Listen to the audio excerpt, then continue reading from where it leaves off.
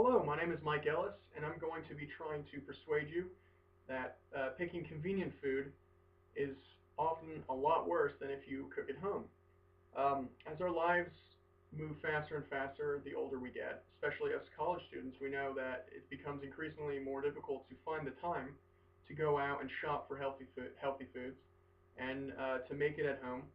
As most of the time we are working on essays and video presentations, and it's hard to find the time to go out to get this. But if you constantly pick the convenient food, this is incredibly damaging to your health.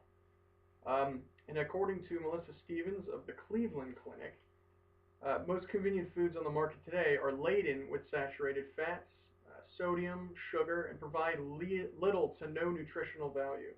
Even foods touted as fat-free or low-fat are usually poor alternatives to an already low nutritional value food. As I mentioned, if you constantly eat conveniently, you're getting foods that are very high potency in salts and sugars, and those turn into fats. The reason why restaurants cook in that is because salt is actually a natural preservative, um, which is great to keep food for a long time. But if you constantly eat foods high in salt, you can gain cardiovascular problems, higher blood pressure, and that is very damaging to your health. Um, Further proof of this came from a study from the University of California. Professor Clara Perez addresses that chips and pizza and hamburgers may be tempting, especially as a late night snack. And it doesn't help that In-N-Out stay open until around 1 in the morning. It's fast and it's food. However, as our bodies are developing, eating these fast foods constantly may lead to future problems. This is because, as I mentioned, eating these types of foods, your body's not getting the nutrition it needs to actually grow, uh, for yourself to grow healthy.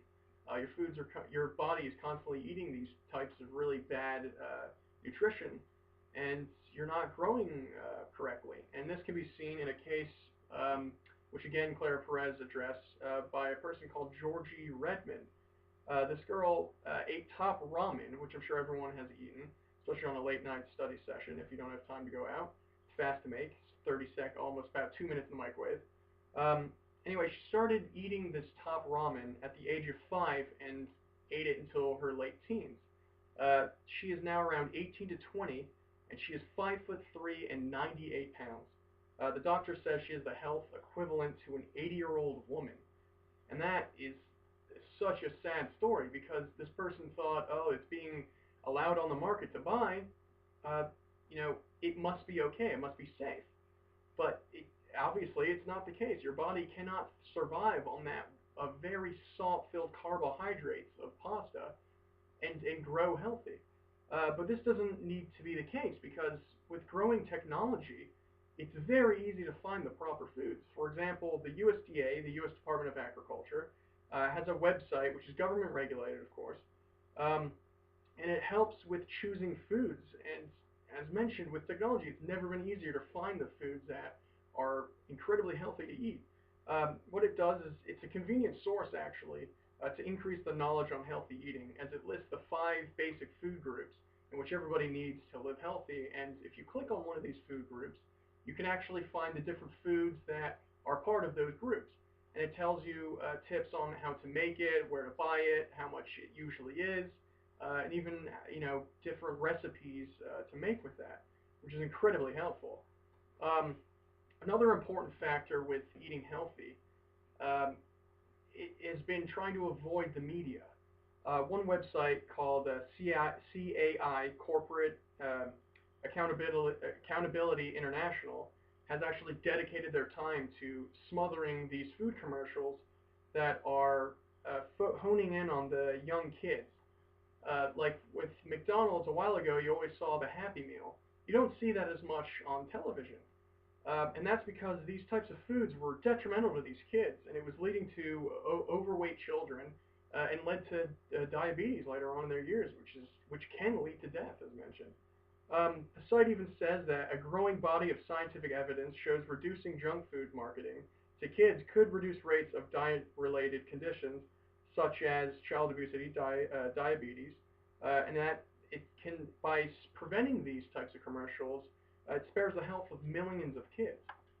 Um, and that's incredibly important to society. I mean, if you have these constant commercials of a kid smiling with his parents and, oh, I got a toy, the kid's going to want to go out there. But if this kid's eating these hamburgers and these fries about 2 to 3 times a week, that's incredibly damaging. And as mentioned, Georgie Redmond ate the top ramen, and now she has the health equivalent to an 80-year-old woman. And that's incredibly damaging. Another recent biomed study addressed that neighboring fast food restaurants their availability is related to greater obesity in the neighboring homes. Um, and this correlates perfectly with the problem of convenient food and the need for healthy eating. As simple as knowing what's bad can be the difference uh, to to life or death. Really, I mean, Georgie Redmond is probably only 10, maybe 15 years away from dying. I mean, it's incredibly damaging to eat these convenient foods, and people need to understand that it's not difficult to learn and to gain information, especially on the internet, which is very accessible, to learn about the foods that are incredibly important to living a natural, healthy life. If just as I mentioned, going on the USDA website, they have a whole list of 5 different food groups, and they're cheap to buy. Buying spinach, kale, vegetables like that. If you buy beans, uh, cans of beans, it's cheap if you go to the supermarkets. And so I hope by addressing these certain issues that Clara Perez addressed with Georgie Redmond, that you realize how damaging top ramen, and not just top ramen, all these types of convenient foods are to your overall health. And I hope I persuaded you to eat more healthy in life. Thank you.